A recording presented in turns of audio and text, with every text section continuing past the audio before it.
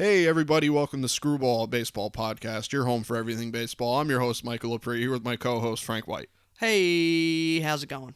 Now, this is obviously our first episode of the show, so I think it's important to tell you guys that our goal for the show is to bring you an average fan's perspective to all things baseball, news, rumors, and opinions. And I think it's also important to note that we have no affiliation with any sports column or show. We represent ourselves.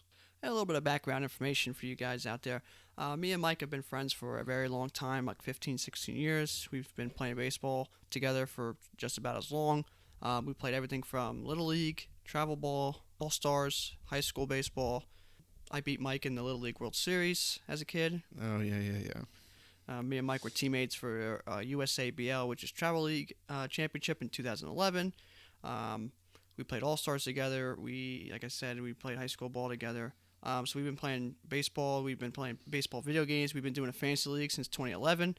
I won one-time champion. I'm a three-time champ. Mike's three-time champion, and he'll never let you live it down. Me and Mike played each other a long time, a lot of times in the playoffs, and we played each other in the championship a few times. So it's always fun. Me and Mike, anything baseball, me and Mike have probably done it. We go to a lot of baseball games together, minor league, MLB. We do a lot of stuff baseball. We really love talking baseball, so let's get to it. And like Frank said, all things baseball with the exception of any professional play. We played Little League, travel ball, high school ball. Nothing, we never made it to, low A, high A. We never did anything like that. But, that's why we bring the average fan's perspective. Most people don't go that high into the baseball world. So we like to bring it to you just as we see it, just as you probably see it. Yeah, and me and Mike, now that we're old, me and him play softball together, so we're still active in some sort of baseball or softball, so we still get competitive. So. Oh yeah, we're 23, but we feel like 60-year-olds for sure. Yeah, I got like a 17 broke vertebrae in my back, so it's it is what it is. All right, so for our first few episodes, we figured with the season right around the corner that we would take a look at each division. There are obviously 6 divisions in baseball, so with 7 weeks left to opening day, we would go division by division and finish with an overall prediction show. So our first episode, we decided to go with the AL East. It's also important to note that we are starting with the AL East because we are Yankee fans, and I think it's important to get them out of the way first so that we can bring you some more unbiased opinions. We are Yankee fans, but we're not going to let the Yankee fandom get in the way. We are the hardest critiques of the Yankees, wouldn't you say? Yeah, I mean, me and Mike, like I said, we've been Yankee fans for our whole lives. But as Yankee fans go, me and Mike, we're honest. If they're bad, we talk bad about them. We tell them where they went wrong. If they're good, we're going to talk good of them. But we're not going to sit here and just praise them all the time. We're honest. We're not some of them other crazy Yankee fans out there. We're just true baseball fans, and we're going to tell it how it is. Yeah, if the Yankees, the Yankees are looking good this year, and if they, if they're good, great. If they're not, we're gonna analyze them just the same. So, I think it would be best to start at what we think would be the bottom of the AL East. So, what do you think, Frank? You want to start with the Orioles, or do you want? I mean, we could start. Or do you want to just get the Yankees out of the way first? I think we should start with the Orioles. All right, why don't you kick us off? So the Orioles haven't been great for a couple of years now. Manager changed from Buck Showalter a couple of years ago, and everything's kind of been changing around. But they have hope. That's the good thing. They do have hope. They have prospects. They have some trade bait out there. Some guys to look for this year, prospect-wise. Hunter Harvey, finally, been in the system for a couple of years now. A pitcher, I think he's going to be mostly a reliever. Could even be their closer this year. I wouldn't count him out of the starting rotation, but I would look for him to be more of a reliever. Another name to look at, maybe Ryan Mountcastle. He's a really good young player. He's versatile. Might be playing first, might be playing somewhere else in the infield. Could even play outfield. He's a young player. He's got some real good talent. A guy who struggled last year in his first bit, Cedric Mullins, outfielder. Fast, leadoff type of hitter. Good defender. He struggled very much last year. Beginning of the year, he was their starting center fielder. He just came out of the gates awful. They sent him down. He struggled for a while. He even struggled in the minors a little bit. But, it's a guy he's got bounce back potential. Yeah, definitely. Yeah. And then you got to go to some of their veterans they have.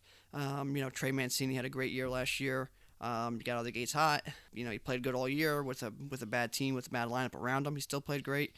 He's a guy you could look for. It might get traded. get some pieces back to the Orioles. You got Michael Givens, who, crazy delivery, sidearm, slings the ball, throws really hard, a lot of movement, great pitcher. He's been pitching in the AL East, so he's battle tested for many years now. He could be another one that get traded away. Miguel Castro, another hard throwing guy. He could be another trade bait kind of guy. Maybe package him with somebody, get a return for him, and kind of boost the rebuild a little quicker. Alex Cobb, another AL East battle tested pitcher.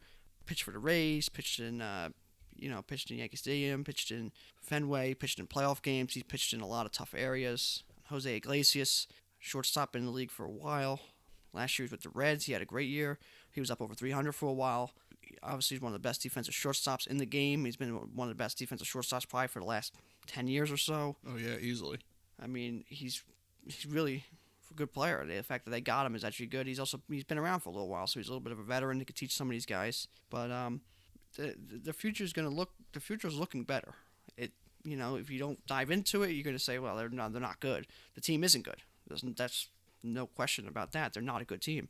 But the fact is, there's pieces there, trade players there. There's things that they can do to get better. And, I mean, last year they had their first overall pick with Adeli Rushman, the catcher. He's going to be, a big piece moving forward.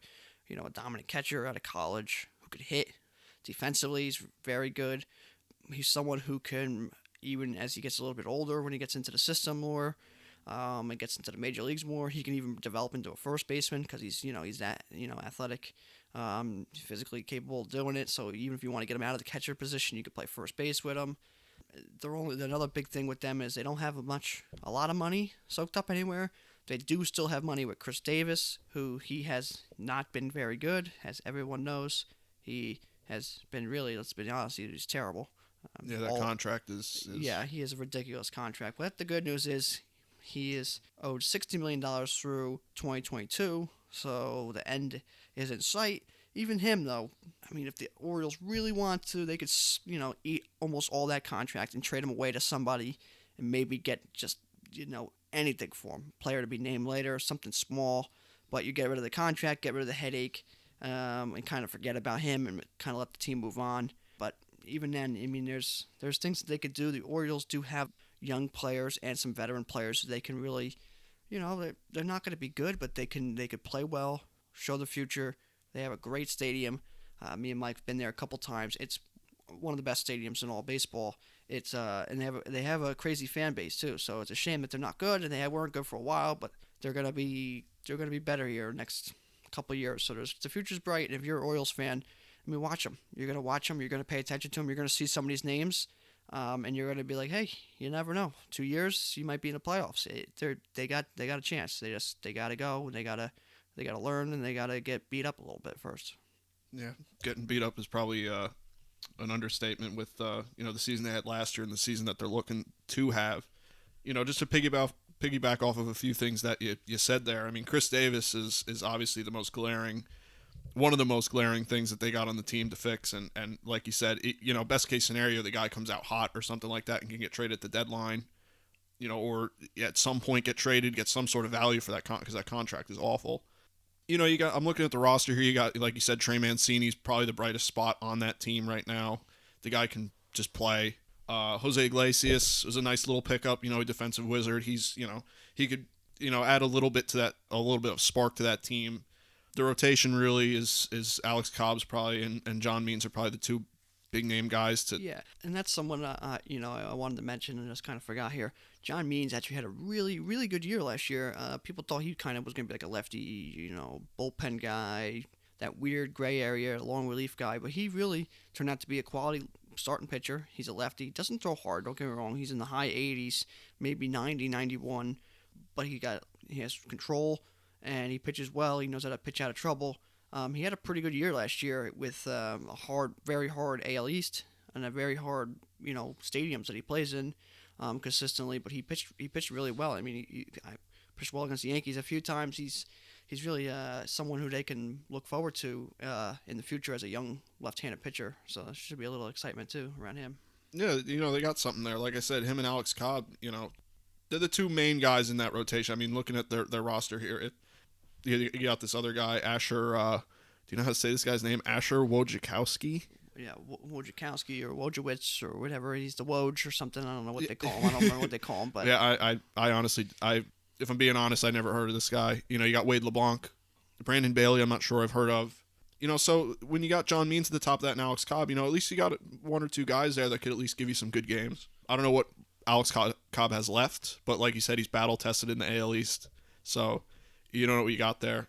Like you said, Michael Givens got that funky delivery, but he's got some good stuff, good strikeout rate. I mean, he's solid. He's not, you know, I don't know if he would find a home really on a lot of the other, you know, big teams or a lot of the big teams, but you know, he could be trade bait. They could get something for him, anything really. He's a guy there where there's teams out there that could use that hard throwing, kind of that sidearm, you know, quick snap throw delivery.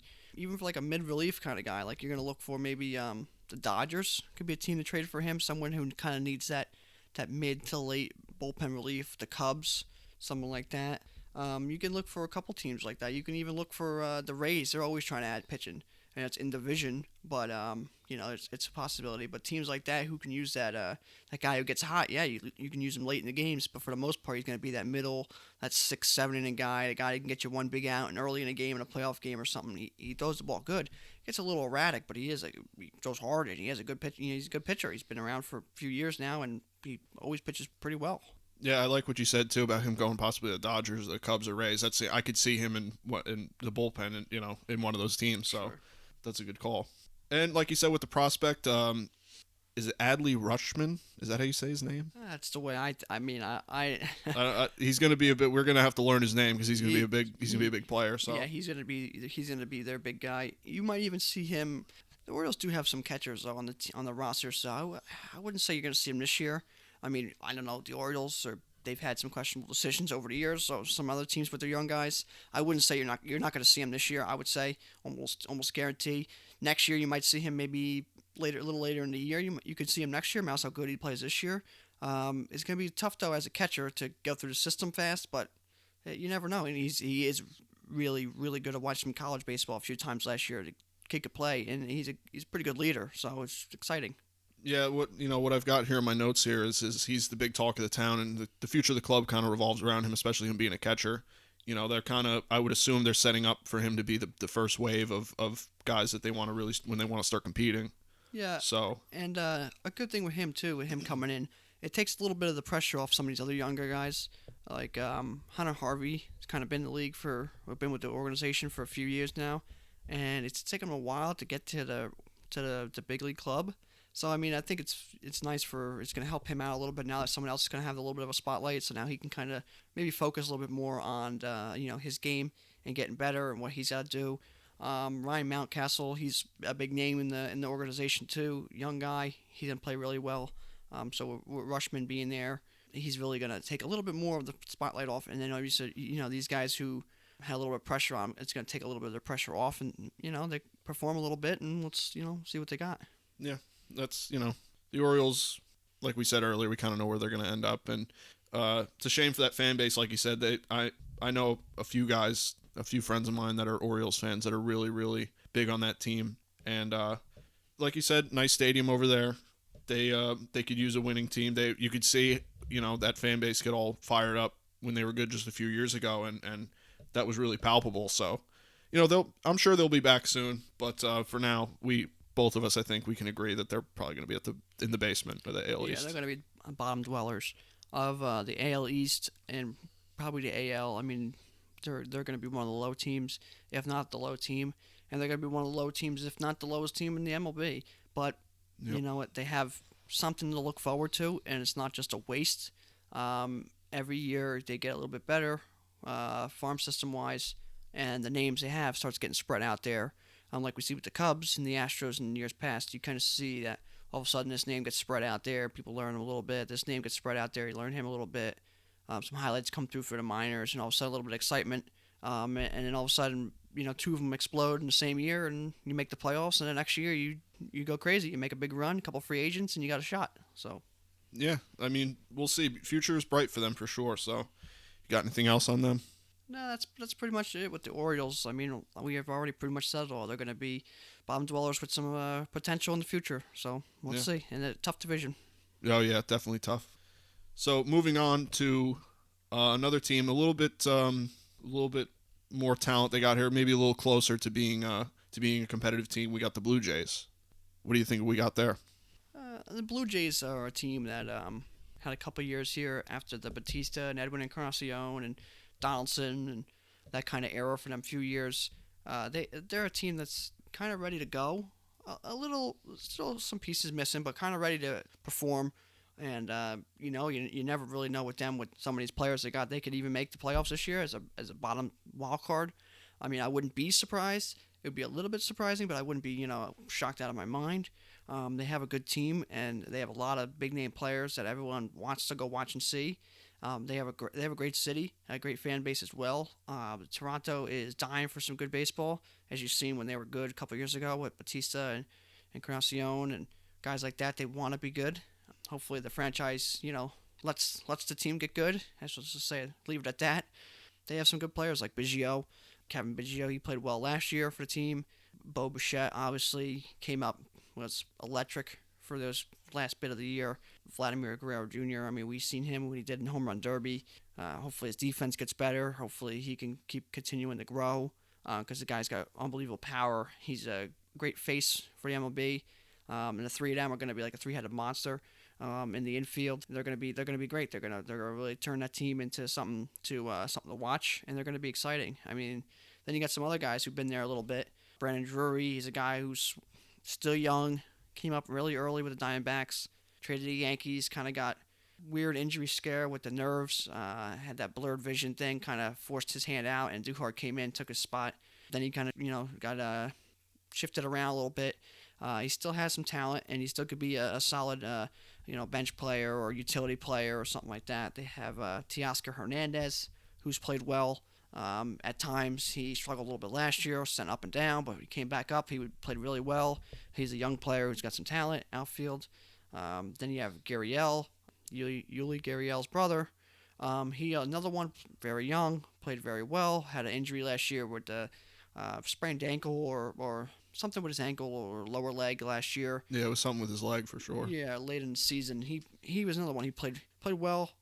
He's got talent. They're been really hot and really cold for long stretches. So let's see if they can kind of skim off the cold and keep some of the hot for more consistent. Randall Grichuk, his average is not always the highest, but he really he hits well. Good, really good outfielder, really. And from the Cardinals a couple years ago, they gave him to a pretty big extension not long ago. He's got some talent. He can run the bases, hit some home runs, and we'll see. Their big thing this year was some pitching they got. Hyjin Ryu, obviously he had an unbelievable year with the Dodgers last year. He's a guy who years before that had some injury concerns. Never could really pitch that full season, but last year he did, and he had a great season with a great team. We'll see what he could do in a tough division with DH, no pitcher spot, tough stadiums, tough division. You're gonna be pitching a lot of pitcher friendly games or hitter friendly games, I should say. It's gonna be tougher for sure. Then they have Tanner Roark, another good solid pitcher with the Nationals, with the A's. He's a guy no one really talks about, but he always comes out with like a high 3 ERA, maybe a real low 4 ERA. Each innings, you come out of the bullpen, you can start. He's like a 3 or 4 man. He pitches well. A lot of quality starts. A lot of 6 innings, even 4 runs, 5 innings, 4 runs. He really keeps you in the ball game. He really could pitch as well, and no one really ever talks about him. He's really underrated, and that should excite the fan base a little bit. Another pitcher too, who really should be exciting for everyone to see, is Shoemaker. Matt Shoemaker coming back from injury. He played with the Angels. He played well, and then he got hurt, and that kind of tore his ACL, kind of washed his whole year away. But he showed glimpses of being a really good pitcher, and so that should be exciting. And then they got some other guys coming. They have a young guy, Nate Pearson. Young exciting player. People around a little bit more into baseball or around the Blue Jays organization will know who that is. He's a good player, and he could be good for years to come. They have some more help on the way, like I just said with Pearson. They have some pitching prospects, which are really the hitting, the offensive players are there with Bichette, Biggio, Vlad, Jr. So now it's just time for some of these pitchers to come up. The bullpen's still not great over there for this year. As the pitching got better, starting pitching, the bullpen, obviously it's hard to get bullpen, especially when you're not that dominant team to ready to go to the World Series. It's kind of hard to get bullpen pieces to come over and want to play with you because they want to go play with the team that's like, hey, you know what? We're going to be in the playoffs easy, and we're going to be at a shot for the World Series, so come play with us. And they're like, okay, let's go play with them. It's hard to go get a veteran bullpen guy to come over here and play with you guys if you're kind of on the border.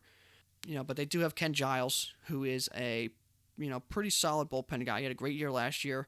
He could be very up or very down. He's good if he can just kind of be more consistent like he was last year. He had a little bit of that elbow issue last year, kind of helped the Blue Jays keep him, but kind of hurt the Blue Jays keep him. So weren't able to trade him and get that piece for him, but they were able to keep a younger bullpen guy who can help them back end if they can just score some runs and get a guy or two to help them get to that bullpen, get to that closer.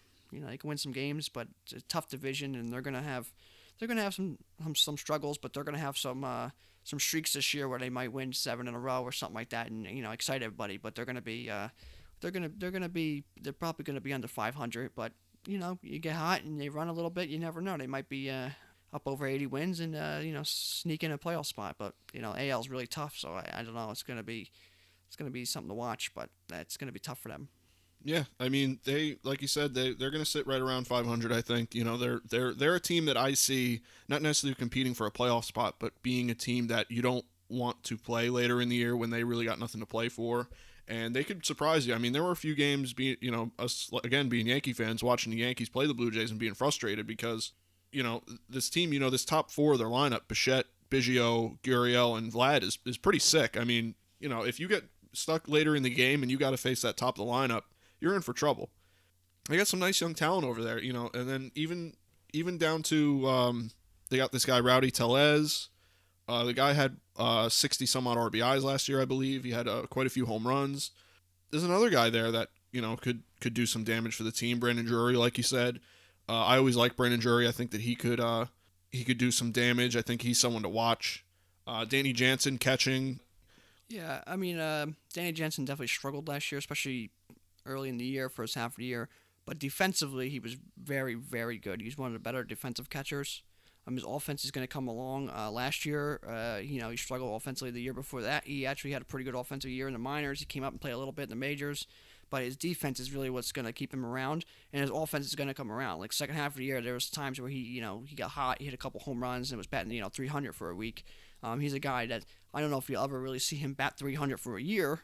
That's very hard to do, especially as a catcher. But he's definitely a guy that could be right around that 250 mark. A little bit of power, but really he's going to be a defensive guy. And he's going to really hold down that catcher spot and really work with the young pitchers, like I said, with Nate Pearson. He's going to be able to help those guys and kind of be their staple behind the plate and that veteran in the clubhouse. So Danny Jansen's someone to watch going forward. Yeah, you never know what you could get out of him. He showed some promise, so... like you said with the pitching, Ryu I thought was a little bit of a surprise signing for them. It makes sense. Now they got, what you can consider an ace in him. Chase Anderson, Tanner Roark, these guys that could pitch some big games for them. Nothing, it's not like they have a solid 1, 2, 3 setup here, but they've got some solid pitchers, and I think that with the lineup that they've got, these pitchers could keep them in games and can win some games for them. And then down to the bullpen, you got, like you said, Ken Giles is a guy that could have a 1 ERA, he could have a 6 ERA, or he could be hurt. You just don't know what you're going to get with this guy. He's pretty wild. But I think when he's on, he could be one of the best closers in the league. And he was like that with the Astros. I believe when he was with the Phillies, he was really, really good. So he's a guy to watch, but the rest of the bullpen leaves a little bit to be desired. I think that's where a lot of their problems are going to come from, is maybe late in games, trying to hold a lead. This team is looking pretty promising in the future. I don't think there's anything really, we're going to see any real playoff push from them yet, I don't think. I don't see them as buyers at the deadline. I don't see them really getting too much better. But, they're a team that can cause some problems, and they've definitely caused some problems for some of the other teams in the AL East when it really counted. So, Blue Jays are an exciting team, though. I'm a real big Vladimir Guerrero Jr. fan. I think he's really exciting. Yeah, Vladimir Guerrero, watching a home run derby last year. I mean, the guy didn't win, but he won. He was definitely the most exciting. He was what you wanted to watch. And being a big baseball fan throughout my life and a big history of the game, I really liked Vladimir Guerrero Sr., his father. So seeing his son play is pretty cool. I mean, I watched Vlad play for a long time, so I mean, watching his son play, it is pretty cool to see some of these guys' sons play in the major leagues and be really productive players. Yeah, it's weird to see not only Bichette's son, Craig Biggio's son, but also Vladimir Guerrero's son all on the same team. I mean, that's like a fever dream. It's insane. And Vladimir Guerrero Jr. is a spitting image of his dad, but he's an absolute unit. He's someone to certainly watch. He could even maybe it's a little bit too much to say, but he could be an MVP candidate. I mean, the dude is just talented. Yeah, the guy just has to really. His big concern is really, kind of like his father, take a little bit of the crazy out of his swing. Try taking a little bit of pitches. I know it's hard for the Vlads out there to take some pitches, but they do kind of take a little bit of pitches. And then his defense at third base, it struggles at times. His throwing, it struggles a little bit. It gets almost like lackadaisical over there sometimes. It's kind of weird, but he could be a good fielder. It's just I think he has to put a little bit more of his mind to it a little bit and kind of like bear down this spring training and kind of be like, all right, let me get better at fielding. Let me be a little bit better at fielding this year and my offense is there. Work more defense this year and let the offense kind of progress itself while you really work hard on the defense. Because if he could do that, I mean, you're talking about a superstar player and a superstar personality. Oh yeah, he could be a franchise guy. I mean, like you said, the hitting's there. I don't think he needs to work on the hitting anymore. But if he works and he really refines that defense, or at least becomes a little bit above average defender, the dude could be one of the best players in the league. Yeah, and like I was saying before with Nate Pearson, he is one of their top prospects and one of the top ones in baseball. I think he was ranked like 14th last year in the top 100 MLB prospects. Yeah, something like that. And he's their pitching prospect. He's going to be the one they talk about when they come to young pitching or where's their pitching going to come from in the future. That's the guy. He is really good. He is really young, and he should be really a big piece of their future moving forward. And don't be surprised to see him maybe at the end of this year out of the bullpen or with a couple injuries. You might see him, or really next year you might see him blossom and really be that fourth leg to the Blue Jays prospect trio, like essentially their core four. Yeah, because that's what it's looking like here at core four. All right. You got anything else on the Blue Jays? I mean, overall, I think that they're going to finish. They're going to have a pretty solid year. I don't think, like I said, I don't think they're going to make a playoff push, but they're going to cause problems for teams, and they got a really bright future. Yeah, they got a good future, and we'll see what they do.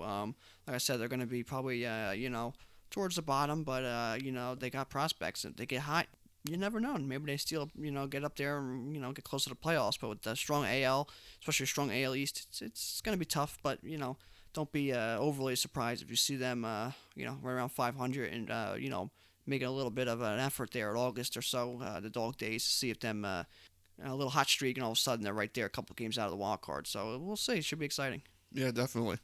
All right. What do you say we move on to the Red Sox here? The Red Sox. They're really they're kind of like a mess right now. What do you think, Mike?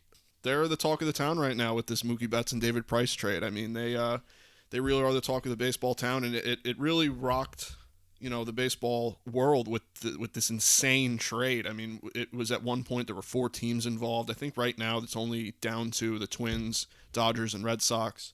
The Red Sox losing their franchise guy, or what could have been their franchise guy, losing a big pitcher in David Price. Yeah, the Red Sox. I mean, Mookie Betts, the word around was he was leaving. He was leaving after this year. Yeah. David Price never turned into quite the pitcher he was supposed to be. Then again, he was there. They won a World Series. Yeah. So you can say, he wasn't a big part of it. Hey, you paid him to win a World Series. He won your World Series. Hard to argue against that. Yeah, you can't be too mad at him, but understandably frustrated, I can guess. And then the organization itself, they traded Mookie Betts once, and people around baseball and fans and the Twitter world did not agree with it. Almost they were like, "What are you doing?" No, yeah, they had a field day with it. Yeah, and then all of a sudden it's like, "Oh, let's pull the reins back. Let's keep this guy for multiple issues," and then you got to try telling your fan base days later, "We're trading the guy again." You trade him twice. You traded a superstar twice on your franchise. One of your franchise guys, one of your biggest faces you've had, and could have been your guy for the next 10, 12 years, and you trade him twice. So it's hard for the Red Sox right now to recuperate from that, and obviously they've had their issues with the sign stealing scandal that the Astros been rocked by and baseball's been rocked by. The Red Sox had their part in that. So I mean, it's a tough offseason for them, but I mean they still have talent. They still have a legendary stadium, and they still have a great fan base. It's just it's gonna be hard for them to overcome some of these issues off the field. I think to really get the results they want, especially with no real leader, no Big Papi, no Mookie Betts, no real franchise guy. I mean, you got guys like Bogarts and Devers and guys like that, but I mean, no real guy. Would you look at the team and you go, well, that's their franchise guy, like Mookie Betts? Yeah, that's their go-to guy. Is Bogarts your go-to guy? He's close. He could be. Is he your go-to guy though? Is he the one where you're like, well, that Red Sox? I think of Bogarts. No, but you had Big Papi in the years when something went awry. He was there to straighten everything out and keep everything kind of even. You had Pedroia, got like that, and then you kind of had Mookie, and now it's kind of like, well, where do we go now? So it's gonna be tough for them, but they do have some pieces to succeed this year. So we'll see.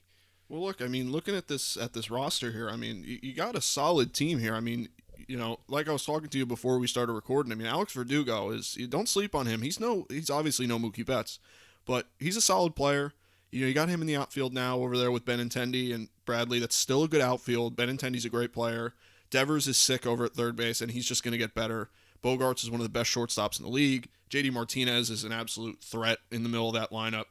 You got Mitch Moreland, who the fans absolutely love. He's a solid player. Christian Vasquez is, I think, an underrated catcher. I think he's really good. He's a good hitter.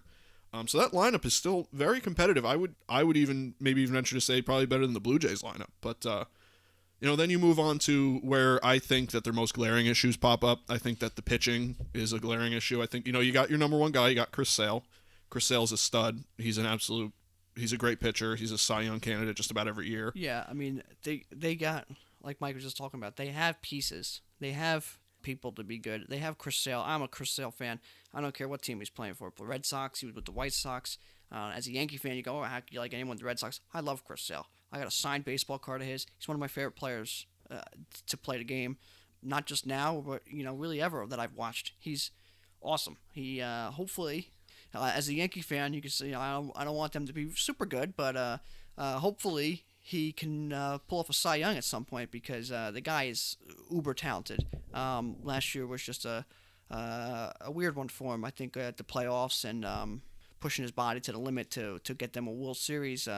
I think kind of paid a little bit made him pay the price a little bit last year. But I think this year he's going to rebound a little bit and have a really good year. I think he's going to be someone that can ease the ship over there pitching wise over there in Boston World. So I know Mike is another one who kind of liked Chris Sale always. He was always that fiery guy and that weird delivery that no one thought was going to last, and superstar. He feels like a throwback. You see a lot of Randy Johnson in him, obviously, and he feels like a throwback player, and he's, like you said, he just slings it in there, and he's, sometimes I always watched him and I thought he was effectively wild. Like, he never kind of really knew where that ball was going, but in his head, he knew exactly where that ball was going a lot of the time, Yeah, it's almost like, it's like an art. You're watching this guy flying around, you're like, what's this guy doing? What is going on? And then all of a sudden the ball's 95 miles per hour. You're like, what? Right by you. And then a slider, if you're a lefty, just put the bat out there. Just put the bat on the plate and hope his ball hits it because you got no shot. His slider starts behind you, hooks all the way. It's crazy. He's one of the best left-handed pitchers in baseball, if not the best. I could see an argument for him. He's definitely like top 3 left-handed pitchers in all of baseball. 100%. And like you said with the facing a lefty, if you want to see something comical, we're Yankee fans. You want to see a comical at bat, just go watch a Brett Gardner at bat against Chris Sale. I've seen, you don't even see it much anymore because I think the Yankees are like, well, we have too much respect for Brett Gardner. Let's not just embarrass him out there. But if you ever do go to get to see it, I mean, he's just swinging in circles and it's a mess. He's a really tough pitcher, and he does have that throwback feel to him. I mean, he'll throw that ball up and off the plate, and here I am, here you are, let's go. And he'll also throw that slider that you don't know where the hell it's going. So I mean, it's exciting. He's an exciting pitcher, and he's definitely fun to watch if he's on your team. If he's not on your team and you're not a big fan of him, you're like, oh my god, this guy's something. Yeah, you don't want to see him. If you're in the batter's box, you want to see him standing on the mound. It's definitely intimidating. But for as good as he is, his supporting cast behind him. What I've got written down here is two supporting guys right behind him are Eduardo Rodriguez and Nathan Eovaldi, who are solid pitchers. Don't get me wrong, but it feels a little different without having David Price there as your number 2 guy. So that rotation is in a little bit of question right now. And these guys, the Yankees have seen them before. They're going to be no strangers, and obviously the Yankees and the Rays are going to be your big competition there if the Red Sox really do want to compete for some sort of playoff spot here. And I don't think they're really making any surprises here with this rotation. And what are you gonna say? A big thing too with the rotation. Not many people will talk about it, but I think a really good signing for them was getting Martin Perez. A few years ago with the Rangers, he had a good year with the Rangers, and he has some potential to be pretty good. He's been on the injury train for a couple of years now, and gets hurt, recoups, gets better, and then bang, something else happens. But he's a left-handed pitcher. They have a lot of lefties, and you can never have enough lefties. Yep. He pitches well. If they can kind of straighten him out a little bit, keep him healthy, there's someone that they just stole essentially. They signed him for really not much.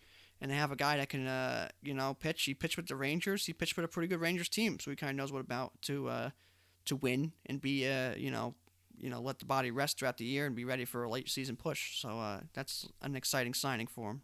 And I think, if I'm not mistaken, I believe he got signed around the time that Garrett Cole got signed. Right? Was he the guy that the Red Sox picked up around that time? Yeah, I mean, you look at those two names, and you're sitting there going, well, who cares about Martin Perez? Garrett Cole just got signed for, all the money. Yeah, that's what I'm talking about. You got Garrett Cole going to the biggest team in the MLB, or at least the biggest franchise, and meanwhile the Red Sox, it's almost seen as like a rival move, is signing Martin Perez. So I think the signing really got overlooked because you got such a big contract and such a big star, or maybe is going to be an even bigger star now, and they become comparable, and I don't think that's fair because Martin Perez is a nice move for them, and I think that he's going to do well over there. Yeah, and to continue with the Red Sox and some of their players. I mean, obviously they got Bogart, the shortstop, one of the better shortstops in the league. With the shortstop revolution kind of going on, it's hard to say that he's top 3 shortstop or even top 5. But I mean, you can arguably put him there. It's just that the revolution that's going on with shortstops. Almost every team's got this uber talented shortstop that's like, well, he's the best in the world. It's hard, but he is a superstar in his own. A lot of doubles off the monster. He knows how to play a stadium well. And then they got a guy who bounced back strongly last year in Rafael Devers. Defensively, beginning of the year, he was still not great. And you're like, oh, here we go again. Well, then he straightened it out. He started hitting. He's another really young player. They have a young infield, and they're gonna be okay. They have Michael Chavis. I believe, it's Michael Chavis. I believe how you say his name. He's a solid player. Yeah, he had a good year last year. Struck out a lot, kind of up and down a little bit, but I mean, he hit a bunch of home runs. He first came up, he was like their saving grace for a little while. Hit a bunch of home runs. Then kind of evened out, struggled a little bit, but he's another one. He could play first, he could play third, but he's a young guy, and he's gonna be a part of their future going forward. And then there's another guy who they drafted recently, Bobby Dahlbeck. I'm not sure if you heard about him. I've heard the name, but tell me about him. Yeah, I mean he's a third base prospect, mostly third base. Another one of them young guys who you can kind of teach how to play a different position. But they drafted him, and I think it was like the 4th round, going back 2 years or so, a couple of years. But I think he was at the 4th round. He's gonna be a very good player. He had like a 340 average. Don't quote me on that exactly, but he had like a 340 average in the minors, in like Class A, and then he went up and he struggled a little bit the next level. But he's got some talent, and he's a guy that don't be surprised to see him come around there here shortly, and be a really a big piece for them in the future. Also, they have a guy pitching wise, which is where their struggle is obviously, in Jay Groom, big lefty. He's from mine and Mike's area here. Yeah. I actually faced him in high school baseball. He was a sophomore. It was easy, 90 miles per hour. Nothing looked herky jerky. It was just like, here comes the pitch in, bang, 90 miles per hour. And that was when he was a sophomore. He's been injured for 2 years now with the Red Sox. He was drafted first round, like 11th pick a couple years ago. Yeah, and they projected him higher. I think he fell a little bit. Yeah, he was really going to go 1 or 2, and then had a few small off the field issues, right? Like characteristic issues. I mean, nothing big, but small enough or big enough, I should say, to catch your eye, but nothing that you're going to be like, well, here we go. But the guy's got some talent. Big lefty, big, tall, strong lefty. If he could just stay healthy for a year and actually get pitching in, get some innings under his belt, he could definitely climb the ladder here. And I wouldn't say he's going to be in the majors this year. I don't really see it, especially with his injuries in the past. But to see him maybe in the majors next year at some point, be some of that pitching help that they're going to need and that they want, he really could be kind of be that guy. And that's their pitcher, I guess you could say. That's their guy. That's the one that they have in their prospect in the minors. That's like, all right, this is our guy. We got to just get a couple pitchers to go around him and let him develop into our ace, because he's got some really, really good stuff. You could see him turn into a bullpen arm, maybe. Maybe just tell him, hey, throw as hard as you can for an inning and see what you got. Yeah, I mean, I wouldn't be overly shocked to see that, but I would say that's going to take years before that happens, because the guy starting wise, he's going to be he's got the ace stuff. He's got that big lefty frame. He threw hard as a young kid, so you got to imagine he's going to only throw harder and get stronger. And he's another lefty to go along with a bunch of these other lefties that they have. So I mean, they have some prospects, they have some talent, and they have a little bit of hope coming up. Not just with their team already with Bogarts and Devers, they have more talent coming up. So it's a tough time right now with the trade with Mookie Betts and their franchise, and even I guess David Price, even though he's a big name. It's a tough time, but if you really want to dive in, you look at it and go, okay, you know what? Maybe we'll be okay. Maybe we'll survive here, get a free agent here or there, or something, and be okay. I could see maybe even a mirror image of what the Yankees did right around 5-6 years ago, where they stayed competitive. Sure. And they hung around about 85 wins or so, kind of snuck into some wild cards here and there. But I could see the Red Sox doing the same thing, where they got enough talent to where they can stay competitive and still rebuild at the same time. So only time will tell with that. But yeah, I mean they're a great franchise. Don't get me wrong, great franchise and a great fan base. A lot of players want to go play with the Red Sox. A lot of people want to go play in Boston. It's a great city. It's a great sports city, as we know. They win, all the time. Yeah, don't remind me. Yeah, I know. Very passionate fans. So I mean, they're there. They're just a very tough division, like we keep saying with this. Very tough division, very tough AL. They just got a couple things that they got to work on, but they got something. They got something, and don't be surprised to see them have a strong year and make the playoffs. I think it's going to take a little bit of 2018 magic for them to make a deep run, but to see them in the playoffs, maybe a division round, I don't think it's out of the question.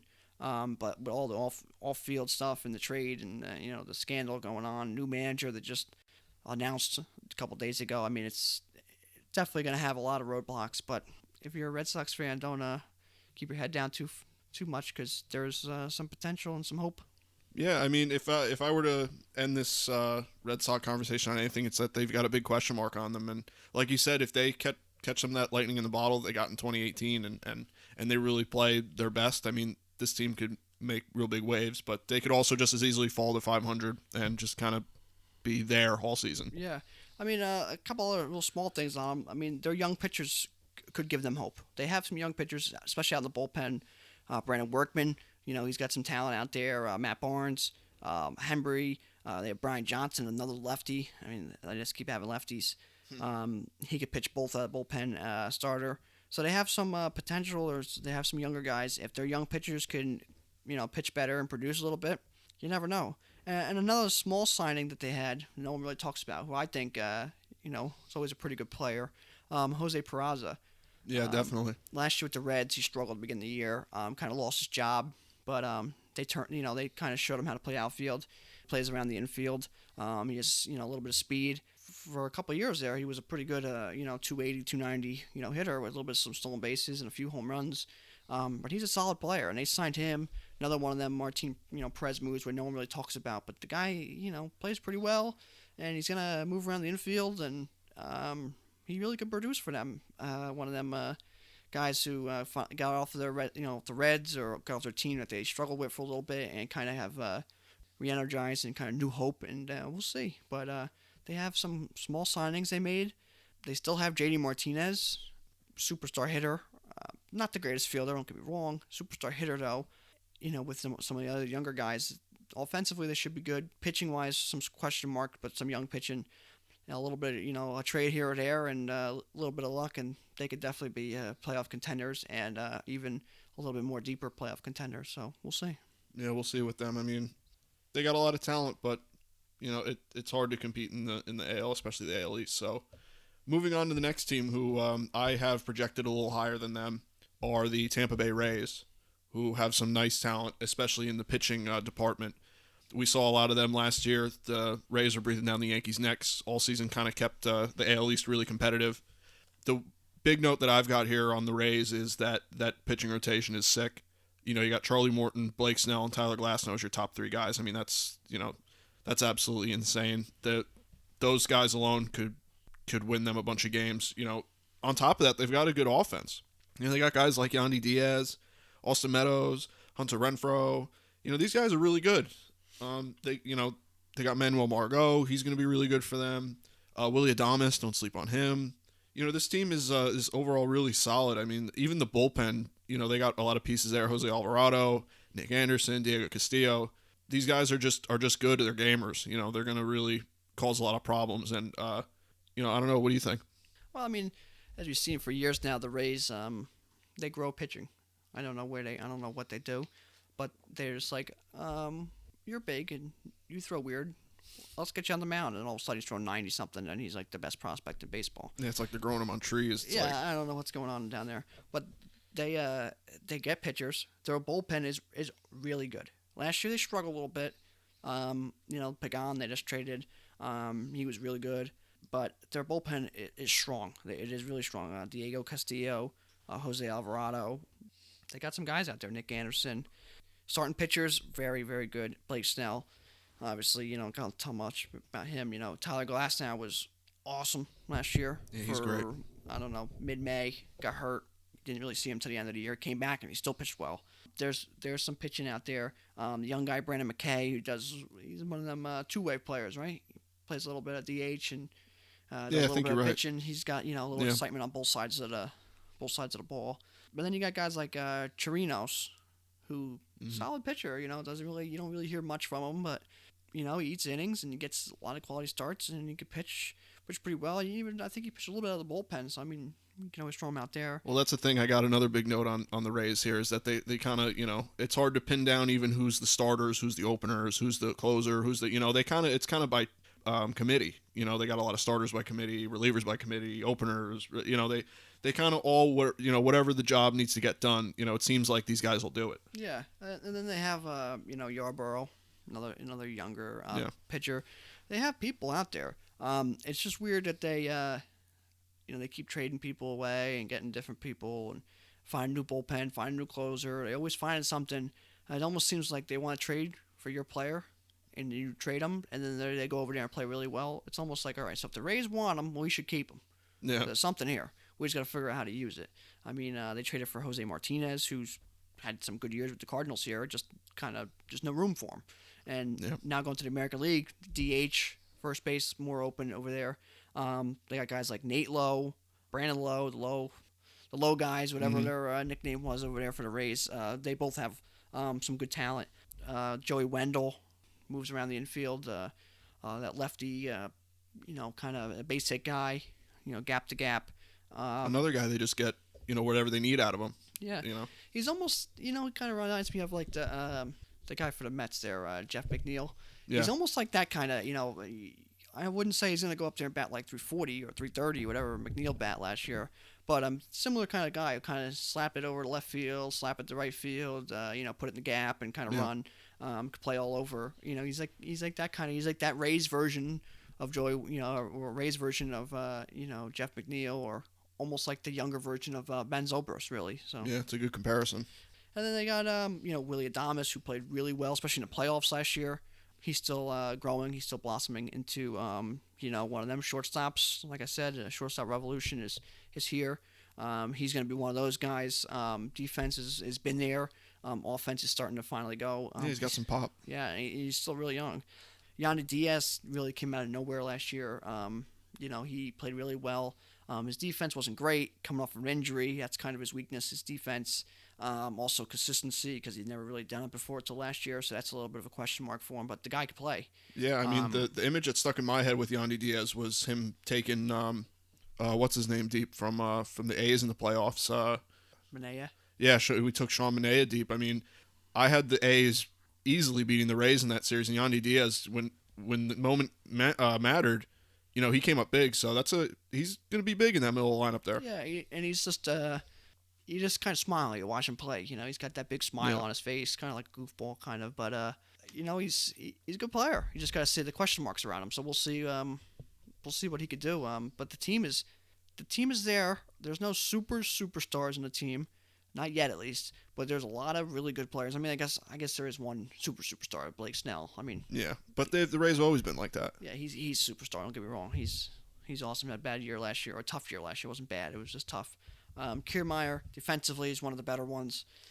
He's always hurt, though. He always finds a way to get hurt. It's a shame, but he's good. He's a good player. He offensively actually had a pretty good year last year. So there's excitement around the Rays. There's excitement around a team that only brings in a couple thousand people each game. I don't quite get it. I don't either.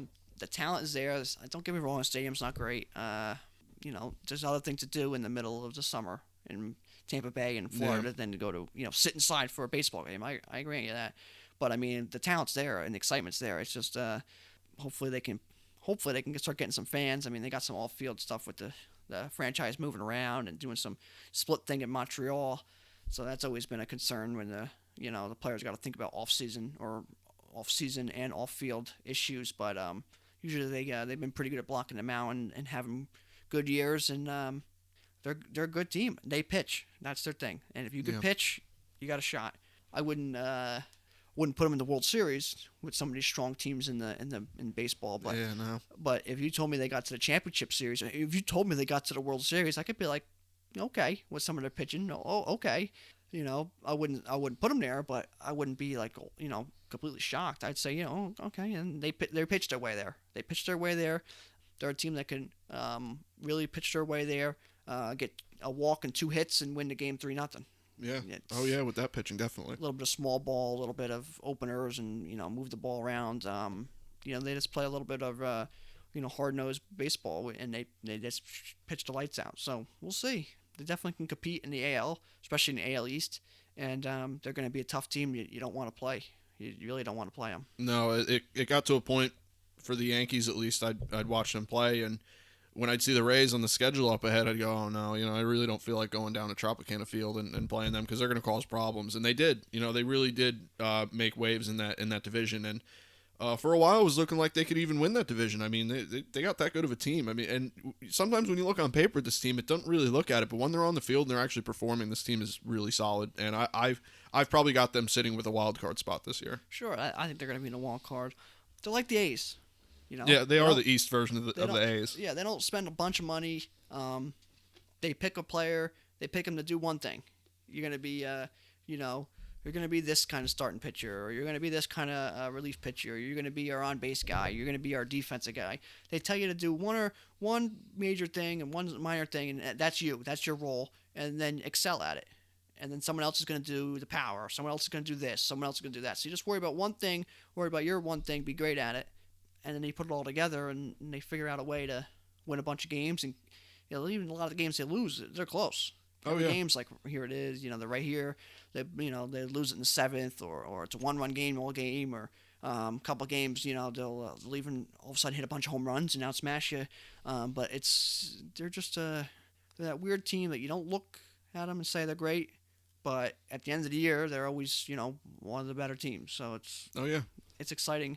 Hopefully they can just figure out a little bit of their fan base in their stadium, because it's it's a shame that they just keep pumping out these players and they can't show them off to their own fans. So. Yeah, they can't fill the seats. I don't know what it is down there. I don't know what's going on. But, it seems for the last few years now they've had a good competitive team. There's been quite a few years in the last decade. They went to the World Series in 08, and it seemed like it was just about it took that to actually get some fans in the seats. So, I don't know what it is. You tell us, Rays fans.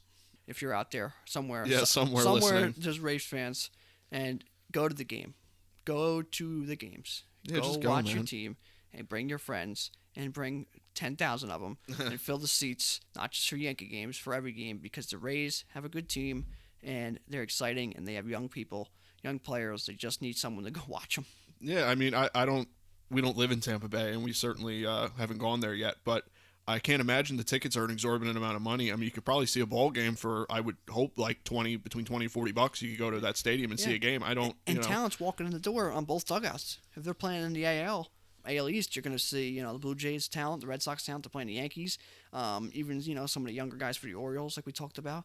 I mean, you're going to go see a lot of players, a lot of really good players. It's not like their division's bad, too. It's like, we're not going to sell you anybody. You're going to see good people and good talent, good baseball, and not just this new, home run hitting baseball, a little bit more of an old school baseball. So they're a weird team for this time period, but they're good for baseball.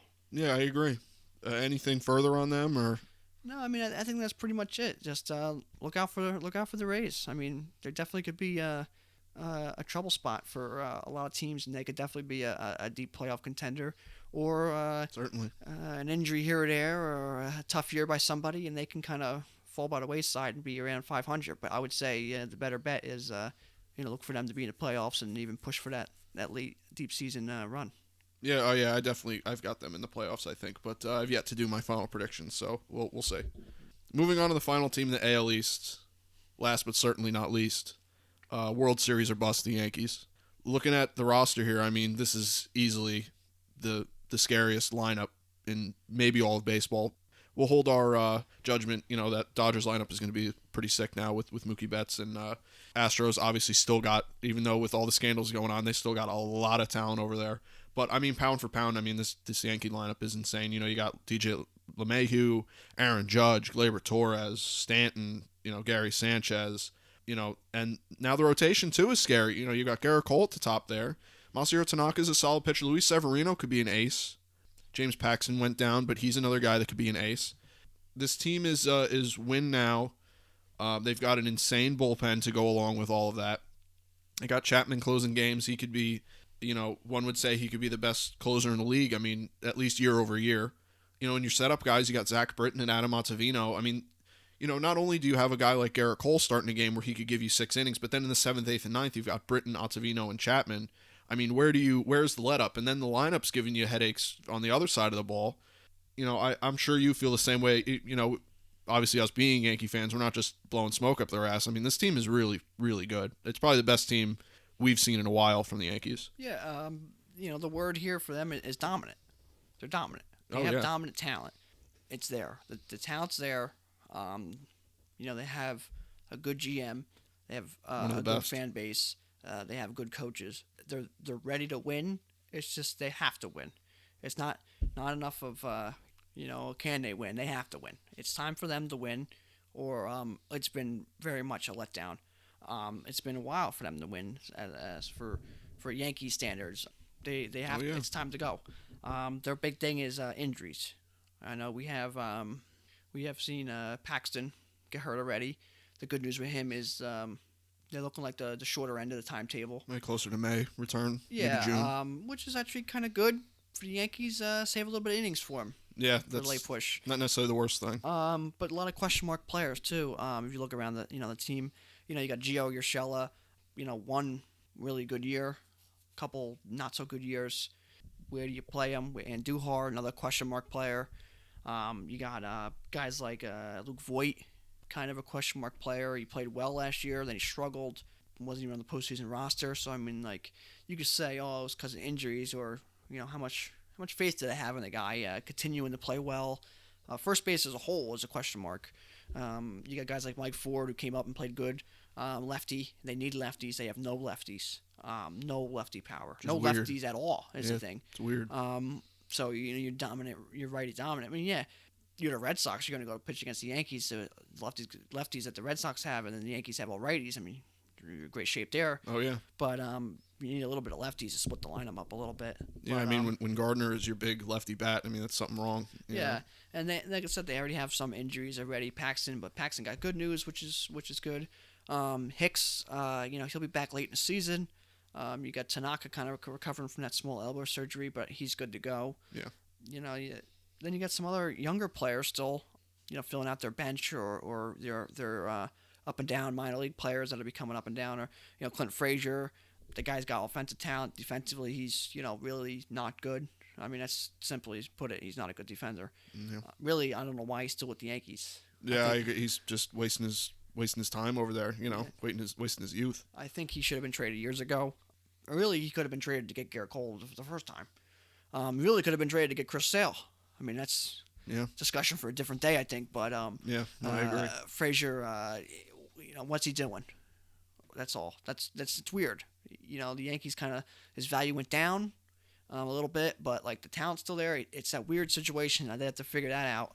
Then you got someone like Tyler Wade, who's a young, fast player. Little spark plug, yeah. Plays every position now at this point. Yeah. Talking about to play outfield. He's someone who can come up, fill in a spot for a couple days, for a week or so, play all over the infield, play over the outfield, pinch run. He's super fast. He's an exciting player. Mike Talkman, gotta love him. You gotta love him. Yeah. You got him. Kind of came out of nowhere. Got him from Colorado last year for really, nothing. Yeah. Just kind of stole him, seen something, and built something with him. Defensively, he's really, really good. I mean, last year, defensively, he was one of the most defensive runs saved last year, and he didn't play nowhere near as much time as the other guys that were on the defensive run saved list. So, I mean, he could play left field, strong arm. He could play center field. He could play right field if need be. He could play all over the place. He hit really good against lefties. He runs the bases well. He's got some power. He's one of them lefty hitters. The few lefty hitters the Yankees have that can really produce. The outfield has flexibility, which is good. Stanton could play both corner outfield. Could DH. Judge can really play all three. Gardner can play really all three. Hicks comes back, can play all three. I said Talkman could play all three. Wade could play. Really could play all three too. He's not the strongest outfielder, but he can play all three. You got Clint Frazier too. You got Clint Frazier who can stand out there.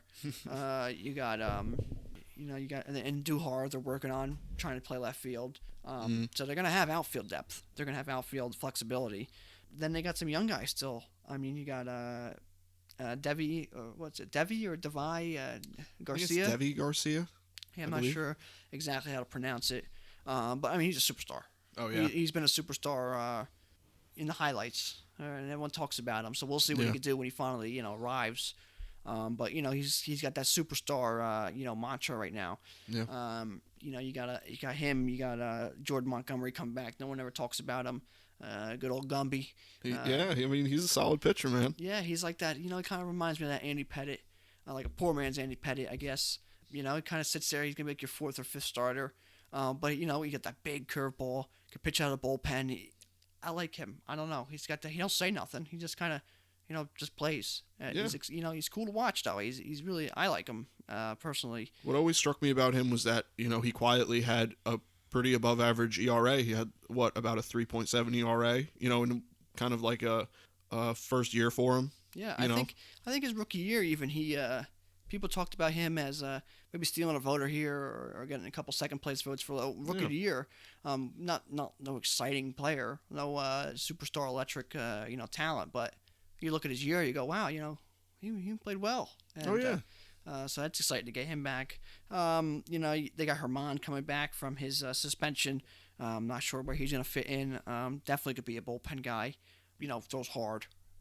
It's kind of got a little bit of weird motion, with his arms kind of moving around a little bit. Yeah. It's kind of slow and then on you. But he could be something that could be, starter, bullpen. He's going to be a big piece coming in the middle of the year. Coming back, that should help them. Their bullpen is about the best in baseball. I would say so. Ottavino's got some of the, the nastiest stuff you're going to see. Britton's only, last year, Britton just got better, pitching his first full year again. You got Chapman. The fastball is still dominant. There's fastballs aren't quite the same like it was when he first came in, but something about his long delivery, his long stride, it's just out of his hand and then in the catcher's glove. It's still hard to hit, and now he's throwing sliders. Yeah, which is even if they're not great. I mean, it's 15 miles per hour, 12 miles per hour slower than his fastball with a little bit of movement. He's really turned into a little bit better of a pitcher who can still really throw hard, which is good for him and his longevity. Well, his fastball's been ticking down a little bit. He's not quite throwing like 105 like he was quite a few years ago. Not consistently, no. No, and then you throw in that slider. I mean, hitters are going to be really, really they're going to be off center there. I mean, he's a good pitcher. Yeah, they have and then they have other guys who can pitch. Luis Sessa, Chad Green. He's a good innings guy. Chad Green, Jonathan Holder. Tommy Canley. They have pitchers. They have guys who can, they can rest some of their superstar bullpen guys and give them innings off and give them days off, and they can still win a lot of games with some of their better pitchers. They're gonna be one of the best teams, and it's surprising the way it's been for a couple of years that you almost kind of know who's pitching for once. I know. You really don't know who's in the lineup. Yeah. You don't know weird. who's playing who or who's playing where or who's going to be on the bench, but you know who's pitching now. Yeah, it's different for the Yankees. I mean, your fifth spot's kind of open, but every team's fifth spot's kind of open. Yeah. Happ or Gumby or, someone like that. But you kind of know who's pitching compared to who's hitting. You kind of only have a few solids offensively. Judge is going to play right field. That's going to be kind of how that's going to be. Yep. Torres is playing short. Yep. LeMahieu's playing second. Sanchez is catching. After that, Stanton's in the lineup. You don't know where, but he's in the lineup. Mm. Other than that, I mean, first base can go either way. Third base can go either way. The outfield, a couple of outfield positions can go either way. The DH, it matters where you put Stanton, but they have a lot of talent, a lot of depth. They have more depth in the minors, so they even have trade pieces like Clint Frazier and some other minor leaguers, so they can even make some bigger moves if needed at the deadline or throughout the season. They have one of the best teams in baseball, if not the best team. The Dodgers definitely have some superstar talent. The Yankees have some superstar talent. They just have to be able to play baseball and not just smash the ball, which is something no team really was able to win ever doing. Yeah. Mashing the ball. You got to run the bases. You have to pitch. You got to play defense. You can't just hit home runs when it's 30 degrees out and you're playing the best pitchers. It's just not the same. You got to be able to play baseball, old school baseball. Yeah, I mean, I think that's where LeMahieu actually comes in big with this team is at the top of that lineup. He brings a whole new dimension to this team instead of being, 1 through 9, the Bronx Bombers. Now this team is, you got a table setter up there, and then, you got Judge backing him and Gleyber Torres and Stanton. I feel that between LeMahieu, Judge, Torres, and Stanton, you've got 4 MVP candidates right there. And, for my money, I would put probably someone like Gleyber Torres at the top of that list. That guy he's just going to get better. I mean, he's 24. I think he just turned 24. Yeah. I mean, this team is something to watch, and in my early predictions, I've probably got them going to the World Series. I mean, it's hard to argue against them. Yeah, I mean, like I said, they have some of the most talent you're going to see, and depth, and whatever else you want to call it. I mean, Andujar was a great hitter. Was he about 296 2 years ago? 297. So, yeah, he hovered around 300. Almost 30 home runs, had like 40 doubles or something. Defensively, he's a liability. Yeah, I mean, certainly. I mean, he's not good. Especially when Gio is the comparison. Yeah, he doesn't play. Not that he doesn't field well, he doesn't throw well. He's not a great defender. Clint Frazier, not a great defender. Luke Voigt at first base, if he's going to play at first base, he's gotten better defensively. He's about average. No superstar over there, but, he gets the job done. LeMahieu's one of them quiet. He's not really a superstar, but, he kind of is. His play is a superstar. Yeah. His personality may not necessarily be. He doesn't hit a bunch of home runs or, cause excitement all over the place. But, I mean, the guy's a 330 hitter. Oh, yeah, easily. Hits a bunch of home runs, drives in runs, 2 outs. He's the man. Plays all over the infield now. Mike said it last year. I said it even the year before when his deal was coming up and the Rockies weren't re-signing him and teams weren't really looking at him. Then he kind of went into free agency. No one really said nothing about him. Daniel Murphy went to the Rockies. You go, okay, he's not really going back there. Where's he going to go? Then the Yankees gave him really like an okay deal, and he's a batting title. He won the batting title for the NL with a 348 347 Yeah, batting somewhere average. around there. And he couple almost years won ago. the AL one. Yeah, I mean, he's really. I mean, I don't know how you don't call him a superstar, but he doesn't have that superstar mantra, but he's got that superstar play. Yeah. And he was really the Yankees' best player last year, and really he's probably going to be the Yankees' best player this year. He does a lot for the team. He does more than just hit the home run. But their big thing is really going to be figuring out who's playing where, the injuries, kind of how it's all going to mesh. Who's going to be their backup catcher, or who's going to kind of fill out their bench. Is Judge can hit home runs. Last year, Judge really didn't hit home runs. I think after he got over that injury he had, was the oblique, right? Yeah. Was that his issue? Yeah, he had some oblique issues and some other like, I guess you can call them like core muscle. Yeah. Somewhere in that area. When he got over that and he started pulling the ball, the dude's got stupid pop, and I think if he's healthy this year, he's hitting 50, and I think that's maybe even easy. I mean, he's gotta hit home runs. I know it's like you're gonna say, oh, everyone hit home runs or whatever, but he's gotta be able to hit home runs. He's gotta hit power. You don't want him hitting base hits really, because he's gotta be a producer. So he's gotta hit some home runs. He's gotta pull the ball a little bit, and he's gonna be a dominant presence. He's gotta stay healthy. He has to stay healthy. If he can stay healthy and he can put a little bit of pop in, like he did his rookie year or his first full season, I'm an MVP candidate. And the way he's such well liked and big in the game of baseball, he's going to get votes if he has a good year. Oh yeah. So he's kind of got that inside edge to an MVP. If Yankees win and they play well and he plays well, I think you're looking at probably the AL MVP. But yeah. I mean, he strikes out a lot too. He's not, indestructible. No. The Yankees, they could easily be beaten and taken out. If you're looking at them on paper and, you kept up with baseball last year, you're going to know that they're going to be a top 3 team in baseball, the top team in the AL. Certainly. And they're going to be right there at the end, and they're going to play with a little bit of chip on their shoulder with the way that the Astros and the Red Sox thing kind of played out, and then the Dodgers kind of making some trades. You hear all these teams, they're big competitors in the news a lot recently. We don't hear the Yankees name much. They're kind of down in Tampa, working out, getting stronger, getting ready for the season. While every other team that they really got to compete with this year, there's been Dodgers kind of flubbed the trade, wanting to get new players. Red Sox, trading their franchise guy twice. The Astros, with their problems. So it's like everyone's got their issues, and then you got the Yankees just kind of waiting in the background, getting better and getting ready to go with a chip on their shoulder. So we'll see what they could do this year. Yeah, with the exception of the Aaron Hicks injury and James Paxton injury, the offseason couldn't have been more ideal for them. So coming into the season, I've got them hovering right around probably over 100 wins easily, maybe 105. Probably going. I would say going to the World Series, but you never know. Yeah. Health is a big question. Yeah, I'd say they're gonna get 100 wins, at least 100 wins. They're gonna be in ALCS. They're gonna be in a championship game, at the very least. They need to make it to the World Series to not have it be a complete bust of a season. Yeah. If they make it to the World Series and then they win it in the next year or so, okay, that's what they need to do. But if they don't win it this year, it's gonna be a letdown season. So they're really gonna have to play for their worth. Yeah, they're one of the teams. All eyes are on them. Them, the Astros, Dodgers. All eyes are on the Yankees, and we'll see.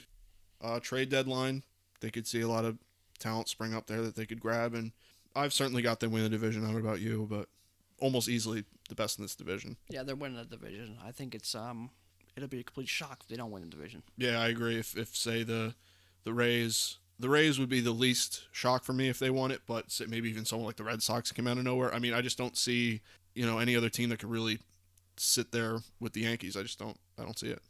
With their stadium and the way that they pack them in over there. The bandbox. Yeah, the crazy home field advantage they have. It's going to be a special season for them, but they do definitely have some question marks, and then losing a leader like CC in the offseason. Yeah. I mean, there's definitely some question marks there. But a lot of the question marks are pretty good question marks to have with depth and who's playing where and who's going to be doing exactly what. So we'll see. And as Yankee fans, it's pretty exciting. Just ready for baseball. Yeah, we're ready to go. So I'd say that wraps up our first episode here, a discussion on the AL East. We will be back next week with a discussion on what do you think the AL Central we should move to? Yeah, we'll go to the AL Central. That's an exciting division with some weird teams, I guess you could say. They got some some talent and some good teams, some up and coming teams, and some teams that are kind of fell apart recently and kind of rebuilding itself. It's a weird division. It's got some weird teams. It's definitely not as black and white as some of the other divisions, like the AL East. Kind of, you got your bottom dweller, and you got your some lower end potential guys, and you got some higher potential teams, and you got like your best team. The AL Central is kind of a muddle. Yeah, they're a weird division, and well, excited to talk about them because I'm excited to really get down and look at the White Sox because they might be an exciting team this year. Sure, the White Sox, the Indians are a very weird place. You got the Royals kind of fell apart here. Detroit was not good last year, so we're kind of excited to get into where they're going from here and what they can do. And then you got a team like the Twins who mashed their way to a really great season last year and added some pitching and see what they could do as a team that can compete in the AL with almost like a rival. The Yankees always meeting up. Yeah, we'll see. It's exciting. So stay tuned for that. We will be back next week with a discussion on the AL Central. You can find me on Twitter at RealMikeLepre and on Instagram at MikeLepre. And you can find me on Twitter at FDubs10 and on Instagram at FDubs10. Our official Screwball podcast Twitter is at ScrewballPod, and you can also find us on Facebook at ScrewballPod, no E in Screw. And you can also listen to this show on YouTube and SoundCloud. We are looking into the future at being able to upload to iTunes, Spotify, Google Podcasts, all of the best podcast services. That's it for us this week, guys. Yep. Have a good one, guys. Take care.